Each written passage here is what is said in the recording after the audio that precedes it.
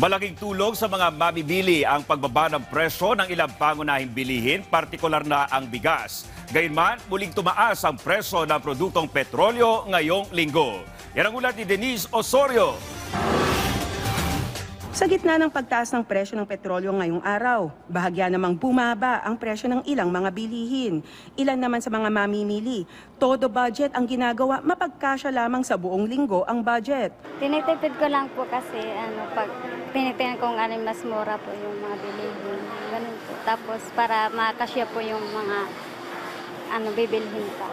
8 katao ang naghahati-hati sa dorm ni Andrea at karaniwang sa bigas na kalaan ang pinakamalaking bahagi ng kanilang budget.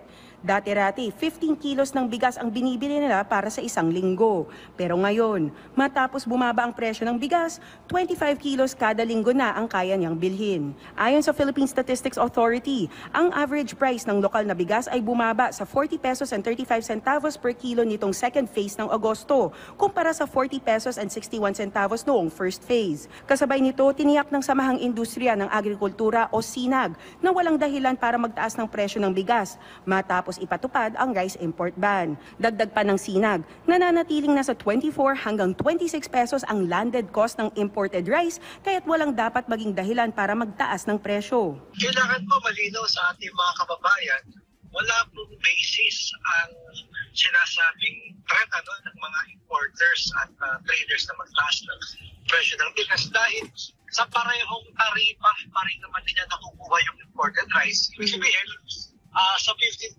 pa rin na tariff, kahit pagbalik ng pag-lift ng import ban sa November, 15% pa rin yung tarifang ibinabayad nila sa pagpasok ng bigas. Sinigurado naman ng Department of Agriculture na hindi tatanggalin ang maximum suggested retail price sa imported na bigas. Para naman sa ating mga isda, season ngayon ng tulingan, kaya ito na ang pinakamurang isda ngayon dito sa Mega Q Mart na nasa 260 pesos kada kilo.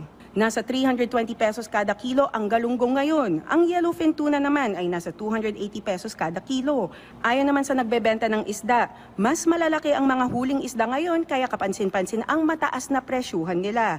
Babala nila, asahang tataas pa ito habang papalapit ang Pasko. Ngayon, mga malaki, mga sariwa, mga kano ba yan? Mga to, mataas yan. Kasi mamahal yung mga tuna. Kasi maabot ng December, minsan walang huli yan. Ang baboy naman naglalaro sa 400 hanggang 600 pesos kada kilo ang iba't ibang cut nito. Para sa mga popular na tapyas ng baka naman, ang laman ay nasa 420 pesos kada kilo, habang nasa 330 per kilo ang ribs at 290 pesos per kilo ang bulalo. Siyempre, hindi mawawala ang presyo ng manok na nasa 210 pesos per kilo ang buong manok, habang nasa 180 pesos per kilo ang leg quarter. Sa ating mga kababayan, konting higpit muna sa sinturon, lalo't bare months na. Denise Osorio, para sa Pambansang TV, sa Bagong Pilipinas.